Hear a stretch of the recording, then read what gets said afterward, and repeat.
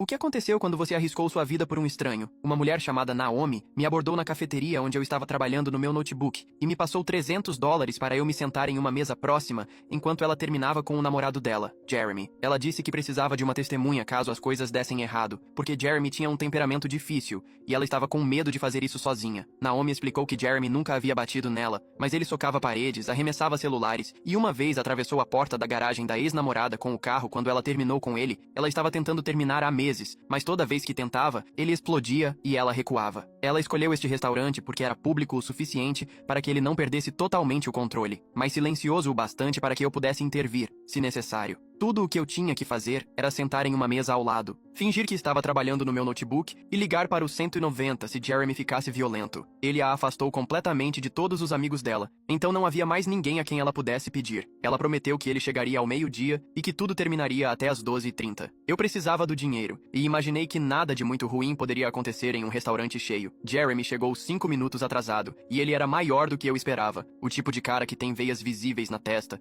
mesmo quando está calmo. Ele beijou Naomi e ela virou o rosto, o primeiro sinal de que algo estava errado. Eu abri meu notebook e fingi digitar, enquanto me posicionava de forma que pudesse vê-los no reflexo da tela. Naomi começou a falar com aquela voz controlada que ela provavelmente havia ensaiado centenas de vezes, e meu estômago se contraiu, sabendo o que estava por vir. No início, Jeremy riu como se ela estivesse brincando, mas quando ela continuou, o sorriso dele congelou e depois desapareceu completamente. Ele esticou o braço sobre a mesa e agarrou o pulso dela, não com força suficiente para fazê-la gritar, mas pude ver a mão dela ficando vermelha. Você não está falando sério, ele disse, alto o suficiente para que o casal da mesa ao lado olhasse. Naomi puxou a mão de volta e continuou falando, dizendo algo sobre caminhos diferentes, e o maxilar de Jeremy começou a ter um tique nervoso. Percebi que estava segurando meu celular com mais força, pronto para agir se ele a agarrasse novamente. O garçom veio anotar o pedido, e Jeremy pediu pelos dois sem perguntar a ela. Sua voz estava totalmente normal, como se não estivessem no meio de um término. A falsa normalidade me deu arrepios, porque eu podia ver que os nós dos dedos dele estavam brancos de tanto apertar o cardápio. Assim que o garçom se afastou, ele se inclinou para a frente e começou a falar rápido e baixo, e eu só conseguia pegar fragmentos. 3 anos. Tudo o que eu fiz. Você não pode simplesmente... Suas mãos se moviam descontroladamente,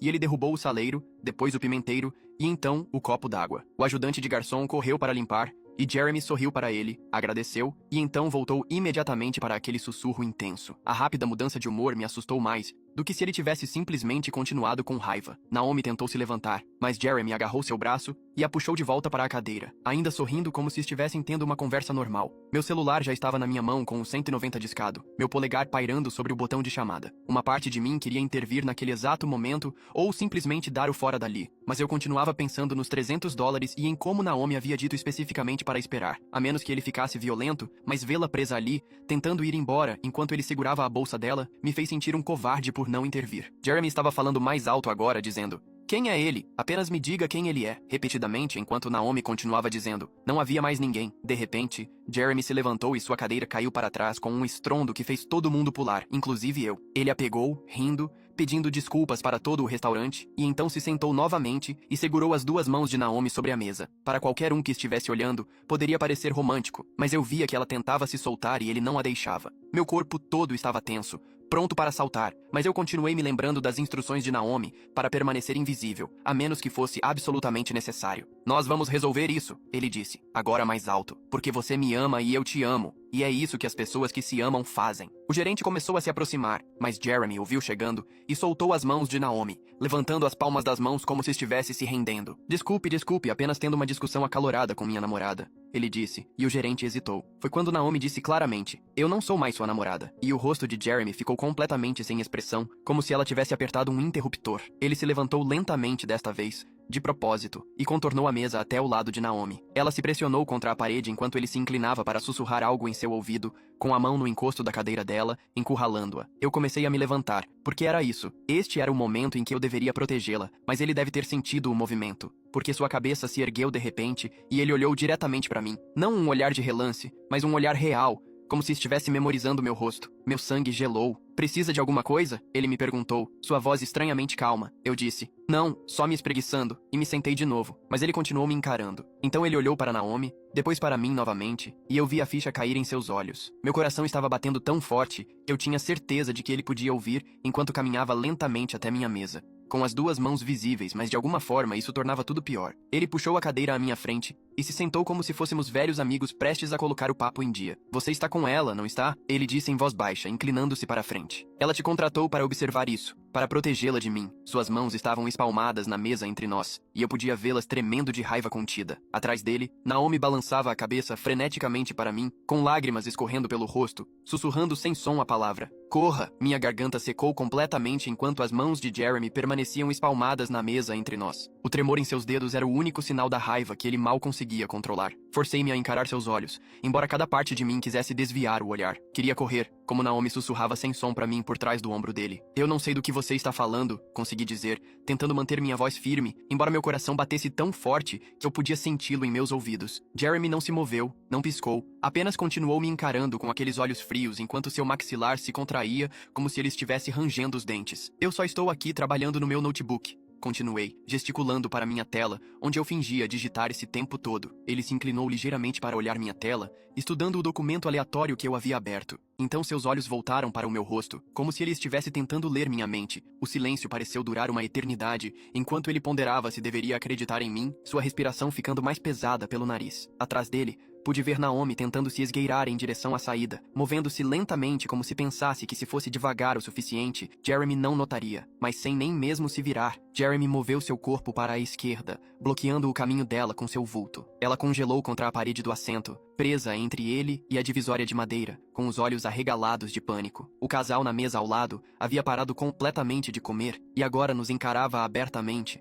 A mulher segurando o telefone como se não tivesse certeza se deveria ligar para alguém. Eu sabia que tinha que fazer algo para quebrar a tensão antes que Jeremy explodisse. Então, estendi a mão trêmula para o meu copo d'água e o derrubei da mesa deliberadamente. O copo atingiu o chão e se estilhaçou, espalhando gelo e água pelos azulejos em todas as direções. Todos naquela seção do restaurante pularam com o barulho, incluindo Jeremy, que finalmente quebrou o contato visual comigo para olhar a bagunça. O garçom e o ajudante de garçom vieram correndo com toalhas e um esfregão, forçando Jeremy a se afastar da minha mesa para deixá-los limpar, e isso deu a Naomi alguns metros de espaço, e eu a vi respirar fundo, como se estivesse prendendo a respiração o tempo todo. O gerente apareceu do escritório dos fundos, provavelmente alertado pelo estrondo, e caminhou até nosso canto, perguntando se estava tudo bem. Enquanto ele falava com o garçom sobre o copo quebrado, deslizei meu celular para debaixo da mesa e disquei 190, mantendo a linha aberta sem dizer nada. Pensei que se as coisas piorassem, eles poderiam rastrear a chamada, ou pelo menos ouvir o que estava acontecendo, e meu polegar permaneceu pronto sobre o botão do viva voz, caso eu precisasse que eles ouvissem com clareza.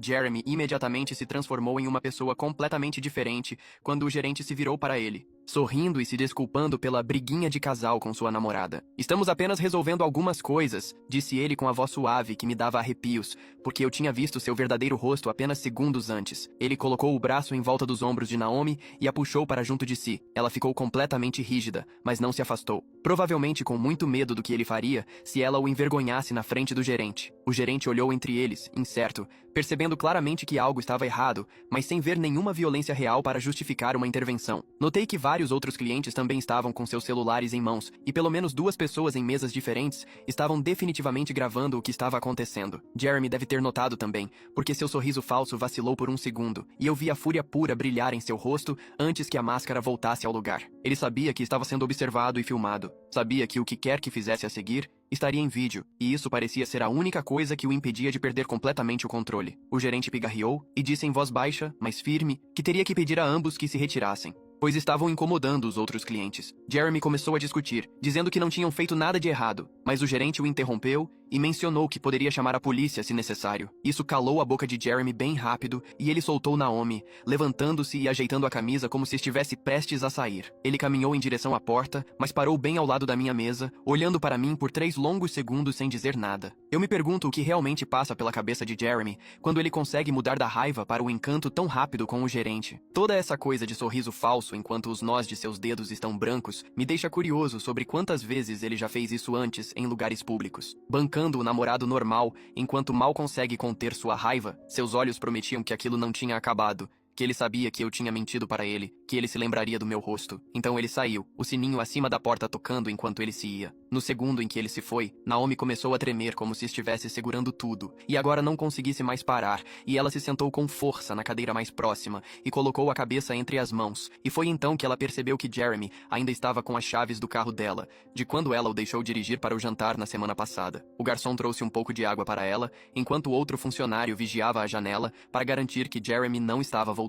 Aproximei-me e tentei devolver os $300, dizendo que ela deveria ficar com o dinheiro, já que as coisas não tinham saído exatamente como planejado. Mas ela empurrou o dinheiro para longe. Você mereceu, disse ela, com a voz tremendo tanto quanto suas mãos. E você pode precisar dele para o que vem a seguir, porque ele viu seu rosto e não esquece coisas assim. A equipe a ajudou a chamar um chaveiro enquanto eu me sentava com ela, nós dois pulando toda vez que a porta se abria. Cerca de 20 minutos depois, 2 policiais apareceram para colher nossos depoimentos, mas pareceram frustrados quando explicamos o que havia acontecido. Então, ele de fato não bateu em ninguém? Um deles perguntou, como se essa fosse a única coisa que importasse. Eles explicaram que olhares ameaçadores e bloquear o caminho de alguém não atingiam o critério para uma prisão, que, sem violência real ou ameaças explícitas, não havia muito que pudessem fazer. Eles anotaram as informações de Jeremy e sugeriram que Naomi entrasse com um pedido de medida protetiva, mas mesmo isso levaria tempo e não garantiria sua segurança enquanto isso. Peguei meu telefone e digitei meu número nos contatos de Naomi, enquanto ela fazia o mesmo com o meu. Ela pedia desculpas repetidamente,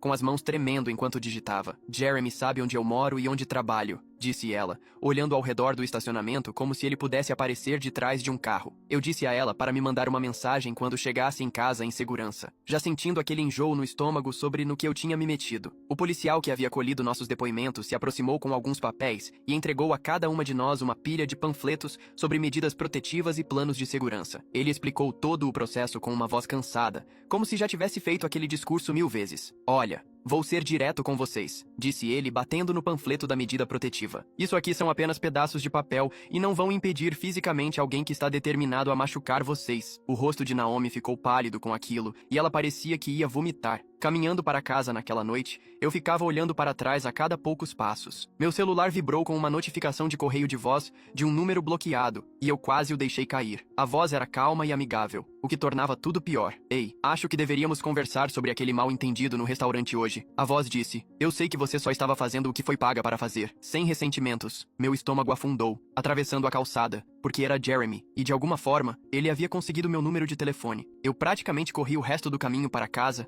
e tranquei a porta atrás de mim. Naquela noite, sentei-me em frente ao computador e comecei a digitar tudo o que havia acontecido, cada detalhe que conseguia lembrar. A hora exata em que Jeremy chegou, o que ele disse, como agarrou o pulso de Naomi quando derrubou o copo d'água, tudo. Criei uma pasta compartilhada no Google Drive e enviei o link para Naomi, para que ambas pudéssemos adicionar coisas a ela. Minhas mãos tremiam enquanto eu digitava, e eu continuava vendo o rosto de Jeremy quando ele percebeu que eu estava lá para observá-los. Por volta das 2 da manhã, meu celular se iluminou com uma mensagem de Naomi. Ele está estacionado do lado de fora do meu prédio agora mesmo, ela escreveu. Estou sentada no meu carro em um posto de gasolina, com muito medo de ir para casa. Eu disse a ela para ligar para a polícia e pedir uma escolta para casa, mas ela respondeu que já havia tentado. Disseram a ela que ele não estava infringindo nenhuma lei ao ficar sentado em uma via pública. Na manhã seguinte, fui para o meu turno na cafeteria e minha gerente me chamou de lado. A coisa mais estranha, disse ela. Recebi uma ligação ontem para verificar suas referências, de alguém que dizia ser um ex-empregador. Ela explicou que a pessoa fez várias perguntas pessoais sobre meu horário, quando eu costumava trabalhar e se eu tinha algum cliente regular. Nós duas sabíamos que era Jeremy tentando descobrir onde me encontrar.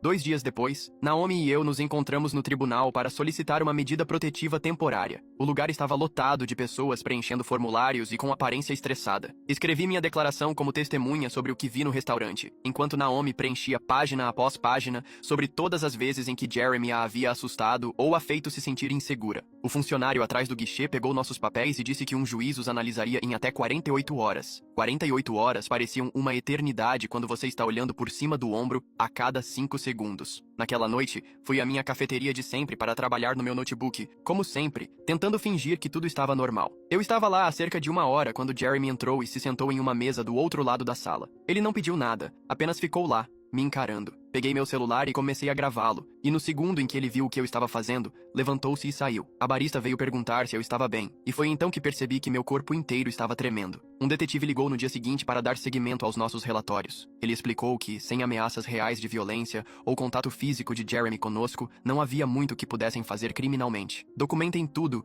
e liguem para o 190 se ele se aproximar de qualquer uma de vocês, disse ele, como se isso fosse nos fazer sentir melhor. A lacuna entre o que parecia perigoso e o que a lei considerava perigoso era enorme. Alguns dias depois, uma mulher de uma organização sem fins lucrativos local ligou para Naomi e se ofereceu para se encontrar com nós duas. Ela era uma defensora de vítimas de violência doméstica, e a primeira pessoa que parecia realmente entender o quão assustadora toda aquela situação era. Ela nos ajudou a criar planos de segurança, nos mostrou como variar nossas rotas para o trabalho, mudar nossos horários, verificar nossos carros em busca de dispositivos de rastreamento. Esse tipo de vigilância constante é exaustivo, disse ela, e eu quis chorar, porque finalmente alguém entendia. Ela nos deu pequenos alarmes pessoais e nos mostrou como compartilhar nossa localização com amigos de confiança. A defensora explicou que os perseguidores muitas vezes intensificam seu comportamento quando sentem que estão perdendo o controle, o que significava que as coisas poderiam piorar antes de melhorar. Ela nos fez praticar cenários, como o que fazer se Jeremy aparecesse em nosso local de trabalho ou nos seguisse de carro. Cada dia parecia como andar em um campo minado, nunca sabendo quando ele poderia aparecer.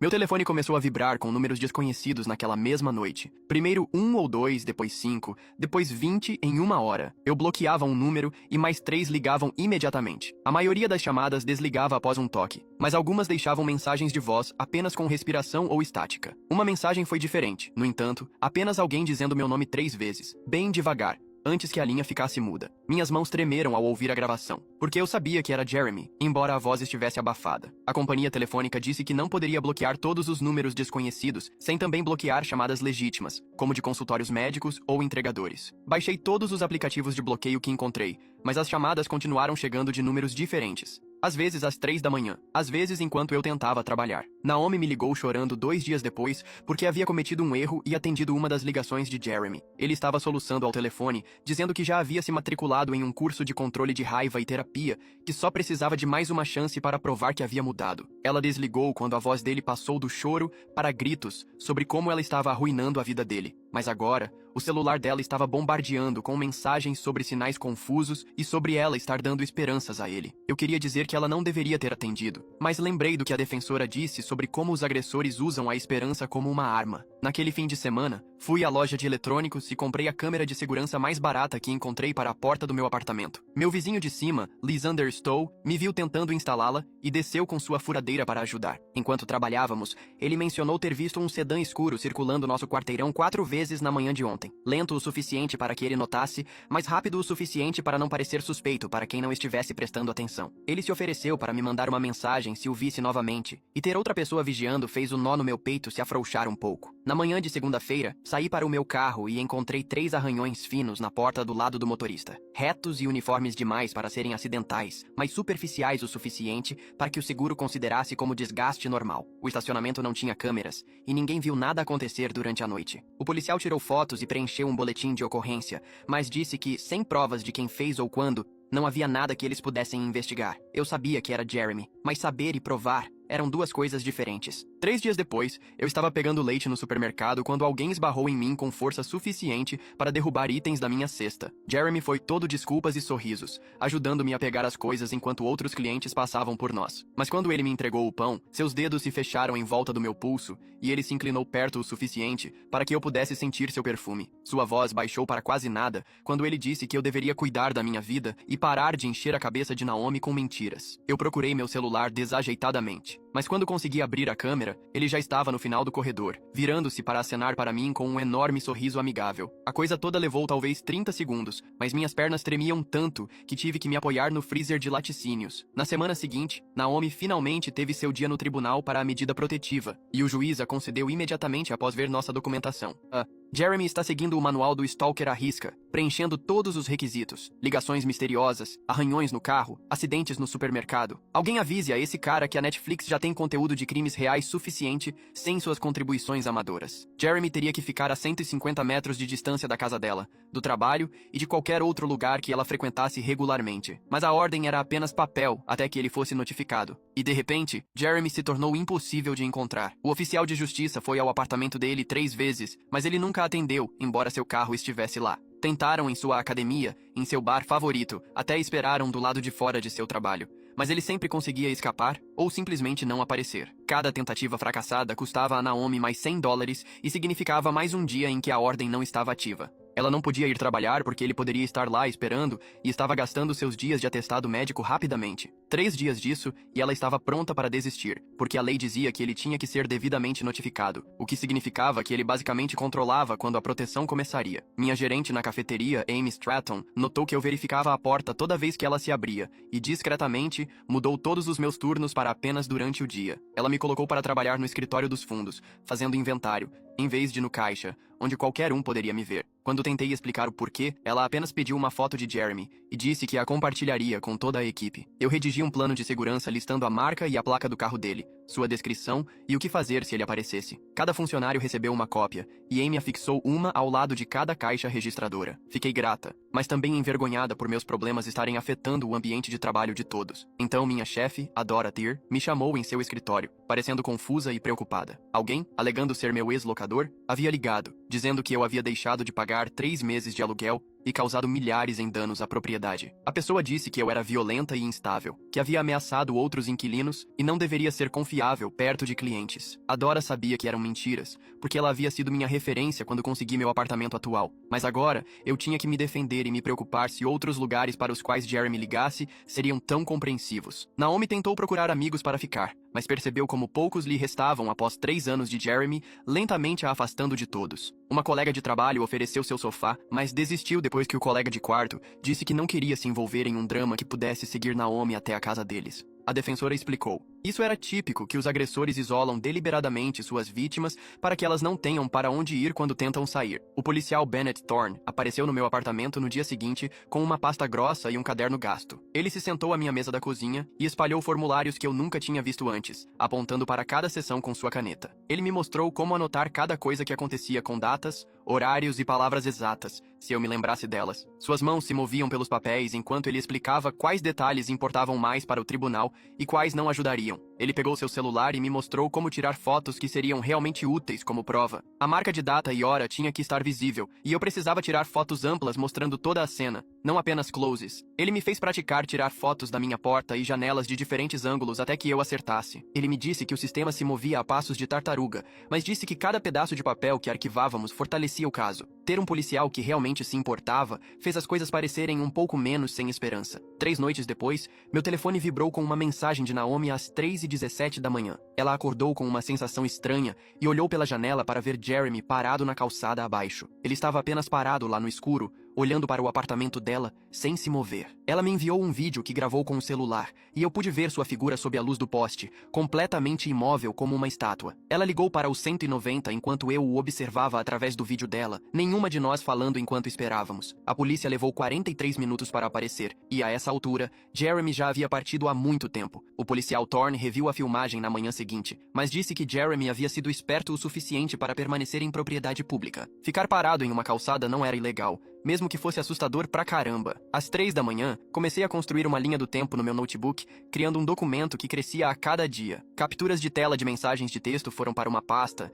vídeos para outra, e eu digitei cada incidente com o máximo de detalhes que conseguia lembrar. O arquivo ficou tão grande que tive que comprar mais armazenamento na nuvem para manter tudo organizado. Cada foto, cada mensagem, cada número de boletim de ocorrência foi para minha crescente coleção de provas. A organização me deu algo em que focar quando tudo o mais parecia fora de controle. Uma semana depois, encontrei uma intimação na minha caixa de correio exigindo que eu testemunhasse na audiência da medida protetiva. Minhas mãos tremiam enquanto eu lia a linguagem jurídica que basicamente dizia que eu tinha que comparecer ou enfrentar as consequências. A data estava circulada em tinta vermelha, e meu estômago se revirou ao pensar em sentar na mesma sala que Jeremy. Ara Swift me ligou naquela tarde e avisou que Jeremy provavelmente teria um advogado. Ela disse que o advogado tentaria me fazer parecer pouco confiável ou sugerir que eu estava inventando coisas para chamar a atenção. Naquela mesma noite, recebi uma mensagem no Facebook de alguém chamada Adora, que disse ser a ex-namorada de Jeremy de 3 anos atrás. Ela enviou fotos da porta de sua garagem com um buraco enorme, onde Jeremy havia passado com o carro. Boletins de ocorrência daquela época mostravam que ela havia feito várias queixas antes do incidente da garagem. Ela me disse que ele sempre piorava quando a polícia ou os tribunais se envolviam, porque isso o fazia se sentir encurralado. A história dela era tão parecida com a nossa que me deu arrepios. Naomi me ligou chorando às 2 da manhã algumas noites depois, pedindo desculpas repetidamente por me arrastar para essa confusão. Eu podia ouvi-la hiperventilando pelo telefone e levei 20 minutos para acalmá-la. Finalmente tive que dizer a ela que não aguentava mais as chamadas de crise no meio da noite. Meus próprios nervos estavam à flor da pele e eu pulava a cada barulho do lado de fora do meu apartamento. Concordamos que ela entraria em contato através de Ara Swift para atualizações, a menos que fosse uma emergência real. No dia seguinte, notei um sedã escuro atrás de mim a caminho do trabalho. Peguei uma rota diferente para o supermercado naquela tarde e vi o que parecia ser o mesmo carro. 3 carros atrás. No caminho para casa, fiz 4 curvas aleatórias e o sedã continuou me seguindo o tempo todo. Consegui ver apenas parte da placa antes que ele virasse em um sinal vermelho. O policial Thorne verificou a placa parcial, mas disse que pertencia a uma locadora de veículos. A locadora alegou não ter nenhum contrato vigente para aquele carro, o que significava outro beco sem saída. Enquanto isso, Jeremy começou a postar no Facebook sobre como os homens eram sempre considerados culpados hoje em dia. Ele escrevia longos posts sobre acusações falsas, arruinando vidas inocentes, sem nunca mencionar nomes. Seus amigos entravam com comentários sobre ex-namoradas loucas e pessoas em busca de atenção tentando destruir homens de bem. A postagem foi compartilhada dezenas de vezes e eu assisti a narrativa mudar em tempo real. Pessoas que não conheciam a história real começaram a tomar o partido dele e a xingar Naomi nos comentários. Eu não dormia mais de 3 horas seguidas há 2 semanas e isso estava destruindo minha capacidade de concentração. Meus olhos ardiam de tanto verificar as fechaduras a cada hora e escanear o estacionamento antes de sair do meu apartamento. Perdi um prazo importante no trabalho porque não conseguia me concentrar o suficiente para terminar o projeto. Meu chefe descontou do meu pagamento e perdi parte do bônus mensal que eu desesperadamente precisava para as contas. A exaustão me deixou descuidada e comecei a cometer erros estúpidos que nunca teria cometido antes. A Ara Swift finalmente me conectou a uma terapeuta que trabalhava com preços variáveis para pessoas que não podiam pagar as taxas normais de terapia. A terapeuta era especializada em ajudar pessoas a lidar com situações de perseguição e realmente entendia pelo que estávamos passando. A Ara também mencionou uma clínica jurídica no centro da cidade que ajudava pessoas a se prepararem para testemunhar sem cobrar milhares em honorários de advogados. Ter recursos reais em vez de apenas panfletos pareceu a primeira ajuda de verdade que recebemos em semanas. O consultório da terapeuta ficava em um pequeno centro comercial, entre um salão de manicure e um escritório de contabilidade. Nada chique, mas pelo menos era privado. Ela me fez sentar em uma velha cadeira de couro enquanto pegava um bloco de notas amarelo e me pedia para começar do início. Não as partes emocionais, mas apenas os fatos do que eu vi no restaurante. Minhas mãos tremiam enquanto eu repassava cada detalhe. Como Jeremy agarrou o pulso de Naomi, derrubou o copo d'água, a encurralou contra a parede, e ela continuava me interrompendo para anotar frases específicas que eu poderia usar no tribunal, que se ativessem a ações observáveis em vez de interpretações. Passamos 20 minutos apenas em exercícios de respiração, porque aparentemente a maioria das testemunhas esquece de respirar durante o depoimento e desmaia ou entra em pânico. Então, ela me fez praticar respirações lentas entre cada parte do testemunho, enquanto imaginava o tribunal cheio de pessoas me encarando. Ela me deu uma folha de exercícios para preencher em casa com pontos-chave de tudo o que testemunhei. Sem opiniões ou suposições,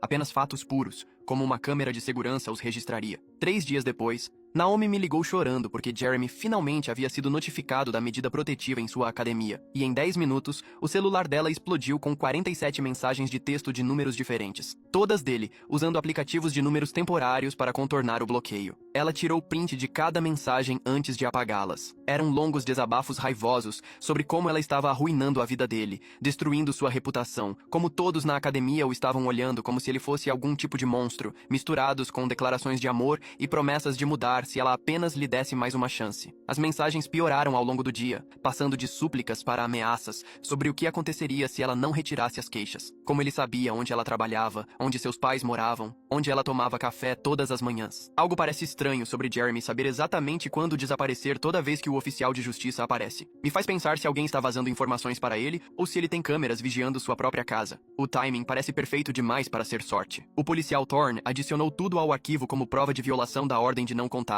mas disse que, a menos que Jeremy aparecesse pessoalmente, não havia muito que pudessem fazer sobre assédio digital. Na semana seguinte, eu estava saindo tarde do trabalho por causa do inventário, e quando cheguei ao estacionamento, o carro de Jeremy estava estacionado a 3 vagas do meu, com ele apenas sentado lá, me observando pelo para-brisa. Meu corpo inteiro gelou enquanto eu procurava desajeitadamente meu celular, Comecei a gravar um vídeo enquanto recuava em direção ao prédio e liguei para o 190 dizendo que havia um homem violando uma medida protetiva no estacionamento do meu local de trabalho. Ele deve ter me visto ao telefone porque ligou o carro e foi embora lentamente, certificando-se de que eu o visse sorrir e acenar ao passar. Os policiais apareceram 15 minutos depois e pareceram irritados por ele já ter ido embora, colhendo meu depoimento com uma expressão cansada, como se já tivessem ouvido tudo aquilo antes, enquanto eu lhes mostrava o vídeo que, na maior parte, mostrava apenas faróis e uma placa. O policial disse que adicionariam ao arquivo, mas que, sem ele realmente se aproximar de mim ou fazer ameaças, era difícil provar a intenção de causar dano versus uma presença coincidente em um espaço público. Naomi estava desmoronando a essa altura, faltando ao trabalho porque estava com muito medo de sair de seu apartamento, verificando as janelas a cada 5 minutos, pulando sempre que o celular vibrava, embora já tivesse trocado de número 2 vezes. Ela veio à minha casa uma noite com uma garrafa de vinho e no meio dela começou a falar sobre simplesmente desistir de tudo. Voltar a morar com os pais em outro estado, deixar Jeremy pensar que venceu se isso significasse ter sua vida de volta. Eu não tentei convencê-la de nada, apenas repeti o que a terapeuta me disse sobre como os planos de segurança funcionam, quer alguém prossiga com a ação legal ou não. Como retirar as queixas nem sempre faz os perseguidores pararem. Às vezes, isso os faz se sentirem empoderados para escalar a situação. Ela dormiu no meu sofá naquela noite porque estava com muito medo de ir para casa sozinha. E de manhã, disse que pensaria sobre o assunto por mais alguns dias antes de decidir. Naquela tarde, recebi um e-mail de Jeremy com o assunto pedido de desculpas, que começava com ele dizendo que sentia muito por qualquer mal-entendido, mas rapidamente se transformou em acusações sobre eu ser uma atriz paga no esquema de Naomi para destruí-lo. Ele alegou ter provas de que eu fui contratada para mentir, que os $300 foram apenas o começo do que Naomi me pagou, que ele iria processar nós duas por difamação, a menos que eu admitisse a verdade e me recusasse a testemunhar. O e-mail terminava com ele dizendo que sabia onde eu trabalhava, onde eu morava, que carro eu dirigia e que mentiras tinham consequências que as pessoas nunca previam. Encaminhei para o policial Thorne sem responder, e ela ligou em 1 hora dizendo que era uma boa prova para o caso, mas para variar minhas rotinas e considerar ficar com amigos por um tempo. 2 semanas depois, chegou o dia da audiência e ficamos sentadas naquele corredor por 3 horas, assistindo a outros casos serem chamados, enquanto meu estômago se revirava e Naomi roía as unhas até o sabugo. Quando finalmente nos chamaram, o tribunal era menor do que eu esperava, apenas uma sala comum com painéis de madeira e bancos desconfortáveis. Subi ao banco das testemunhas e tentei lembrar dos exercícios de respiração enquanto o promotor me pedia para descrever o que testemunhei, atendo-me aos meus pontos sobre as ações físicas de Jeremy no restaurante. Então, o advogado de Jeremy se levantou e imediatamente começou a atacar minha credibilidade, perguntando por que eu aceitei dinheiro para observar uma conversa privada, sugerindo que eu era amiga de Naomi fingindo ser uma estranha ou uma atriz contratada desempenhando um papel. O juiz interrompeu para me perguntar diretamente sobre os $300, se eu conhecia Naomi antes daquele dia, se havíamos discutido o que eu deveria dizer no tribunal, e eu podia sentir todos na sala me julgando enquanto eu explicava que foi apenas o lugar errado, na hora errada, e que eu precisava do dinheiro. Jeremy estava sentado lá em seu terno, parecendo calmo e profissional, nada como o homem que agarrou os pulsos de Naomi ou me perseguiu em estacionamentos,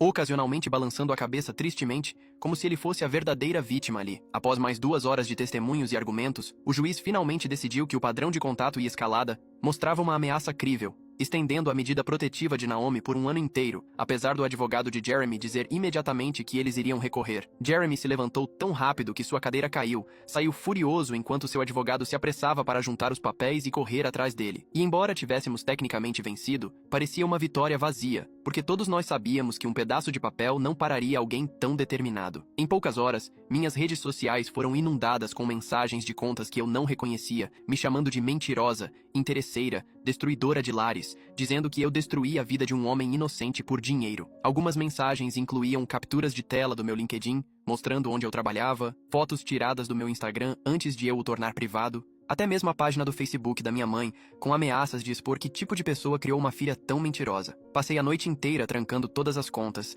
denunciando assédio, fazendo queixas a plataformas que não se importavam, assistindo minha presença online ser destruída por estranhos que nunca me conheceram, mas que acreditaram na versão dos fatos de Jeremy. Naomi encontrou um subaluguel através da rede de defensores, um estúdio mobiliado em um prédio com segurança a 40 minutos de distância, onde o proprietário estava acostumado a alugar para pessoas fugindo de situações domésticas e não fazia perguntas. Ela colocou apenas roupas e itens essenciais em seu carro, deixou todo o resto em um depósito e deu seu novo endereço apenas para mim, a Lara, e seus pais. Nem mesmo dizendo ao seu empregador a localização específica, apenas a área geral. A mudança custou a ela quase $2.000 entre depósitos, taxas de armazenamento e gasolina. Dinheiro que ela não tinha, mas não podia se dar ao luxo de não gastar, porque ficar significava esperar que Jeremy escalasse da perseguição digital para aparecer em sua porta. Comecei a mudar tudo na minha rotina diária. Nunca pegar o mesmo caminho para o trabalho 2 vezes, fazer compras em lojas diferentes, ir à academia em horários aleatórios, instalar novas trancas e uma barra de segurança na minha porta. Estourei o limite do meu cartão de crédito comprando câmeras para todos os ângulos do meu apartamento, luzes com sensor de movimento, um alarme pessoal barulhento, spray de pimenta e até um taco de beisebol que eu mantinha ao lado da minha cama e no meu carro. Os $300 daquele primeiro dia já tinham ido embora há muito tempo, substituídos por mais de $1.500 em despesas de segurança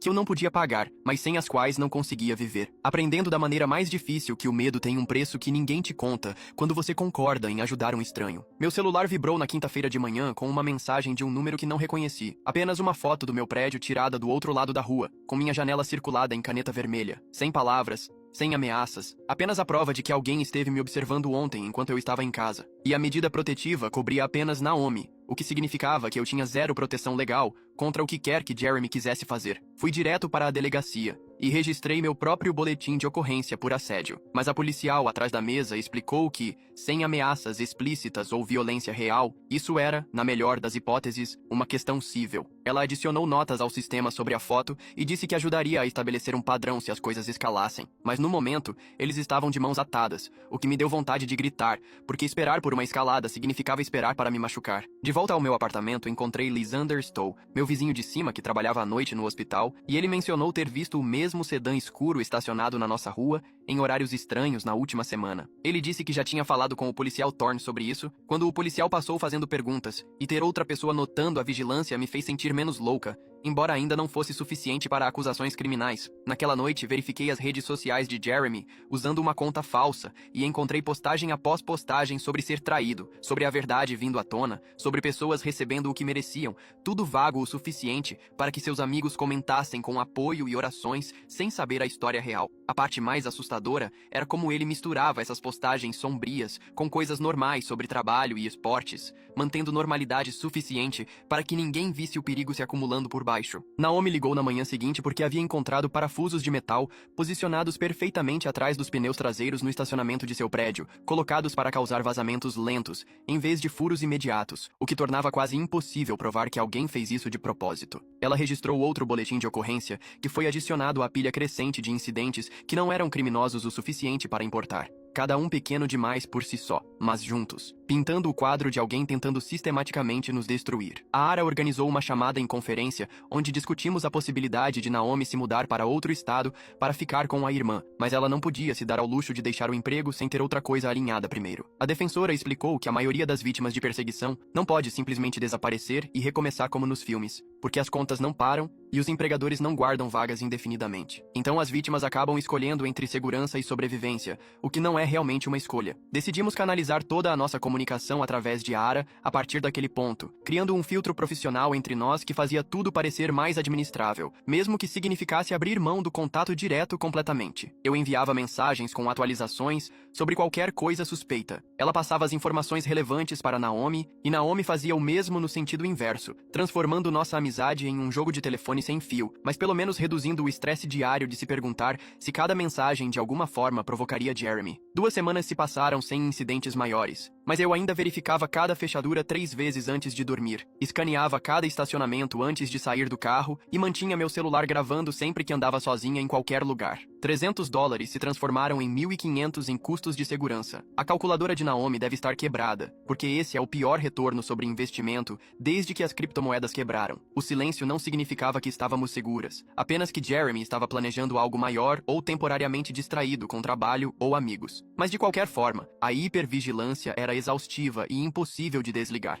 Cada carro que passava devagar pelo meu prédio fazia meu coração disparar. Cada batida inesperada na porta me fazia pegar o celular, e comecei a pegar rotas diferentes para casa todos os dias, mesmo que isso adicionasse 20 minutos ao meu trajeto. A Ara ligou em uma tarde de terça-feira para me dizer que Naomi havia encontrado um bilhete colado na porta de seu apartamento naquela manhã dizendo: "Você me fez fazer isso", com a caligrafia de Jeremy, e que ela havia ligado imediatamente para o 190. A polícia prendeu Jeremy por violar a medida protetiva, mas ele foi liberado no mesmo dia, com uma data de audiência marcada para 3 semanas depois. O sistema inteiro agindo como uma porta giratória que continuava a cuspi-lo de volta, não importava o que ele fizesse. Poucas horas após sua liberação, mensagens começaram a chegar de seus amigos e até de sua mãe, todos querendo ouvir nosso lado ou se oferecendo para mediar o que chamavam de mal-entendido. Bloqueei cada número sem responder, finalmente entendendo que interagir com qualquer um deles apenas alimentava o drama e dava a Jeremy mais munição para alegar que nós éramos as agressoras. A mãe dele deixou 3 mensagens de voz dizendo que sabia que seu filho tinha problemas, mas que estávamos piorando as coisas ao envolver a polícia, como se o problema fôssemos nós por querermos estar seguras. Um de seus amigos até apareceu no meu trabalho, perguntando à recepcionista se eu estava disponível para conversar sobre a situação com Jeremy, o que o fez ser escoltado para fora pela segurança, mas mostrou o quão longe a influência de Jeremy alcançava. O amigo parecia genuinamente preocupado, como se achasse que estava ajudando, o que tornava tudo mais assustador, porque significava que Jeremy ainda estava controlando a narrativa com todos que importavam para ele. Cada pessoa que entrou em contato achava que estava sendo razoável, oferecendo-se para ajudar a resolver o que viam como uma disputa de relacionamento, sem entender que estavam sendo usadas como armas na campanha de assédio de Jeremy. O silêncio se tornou minha única defesa, recusando-me a interagir, explicar ou justificar por que ajudei uma estranha naquele dia no restaurante. Porque qualquer resposta apenas voltaria para Jeremy e alimentaria sua obsessão. Os anúncios de apartamentos se misturavam na tela do meu notebook, cada um mais caro que o anterior, mas continuei rolando a tela, porque ficar no meu antigo apartamento significava que Jeremy sabia exatamente onde eu morava. Minha conta poupança mostrava o suficiente para o primeiro mês, mais o depósito em um lugar a 40 minutos do trabalho, em vez da minha atual caminhada de 10 minutos. Imprimi 3 formulários de inscrição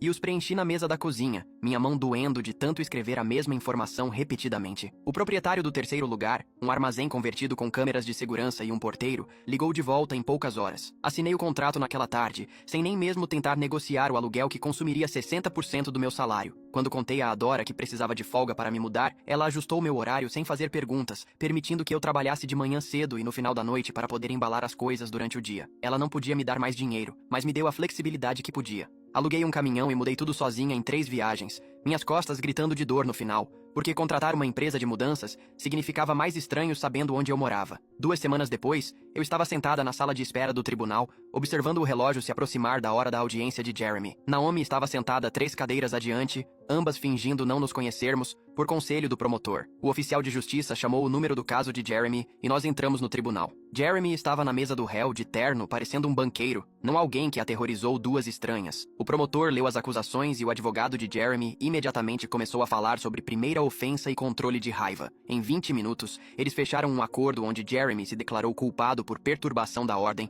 pegou 18 meses de liberdade condicional e teve que frequentar aconselhamento semanal. O juiz perguntou se havia alguma declaração de impacto da vítima, e tanto Naomi quanto eu ficamos em silêncio, porque falar apenas daria mais munição. Ele pagou sua multa de $500 ali mesmo, em dinheiro, e saiu do tribunal, um homem livre com apenas alguma papelada para resolver. 3 dias depois de me mudar para meu novo apartamento, um sedã escuro diminuiu a velocidade até quase parar do lado de fora da minha janela. Meu corpo inteiro enrijeceu, o coração martelando, o suor brotando instantaneamente. Pressionei-me contra a parede, espiando pelas persianas, observando o carro avançar lentamente. O motorista se inclinou para fora, verificando os números das casas, e então entrou em uma garagem 2 casas abaixo, apenas alguém visitando um vizinho. Minhas pernas tremeram tanto que tive que sentar no chão, esperando minha respiração desacelerar. Isso acontecia quase diariamente agora, meu corpo reagindo a coisas normais como se fossem ameaças. Portas de carro batendo me faziam pular. Passos atrás de mim me faziam andar mais rápido. Meu sistema nervoso não conseguia mais diferenciar entre perigo real e a vida cotidiana. A Ara me enviou uma captura de tela de Naomi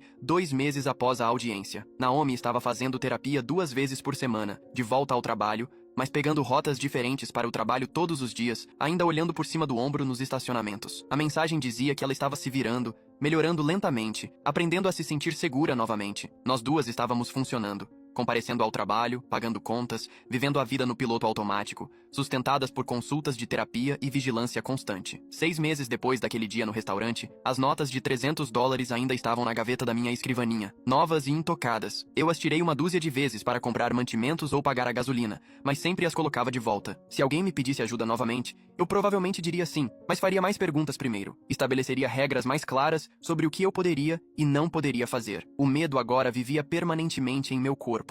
Um zumbido constante de alerta. Mas por baixo dele havia outra coisa. O conhecimento de que, quando alguém precisou de ajuda, eu não fugi.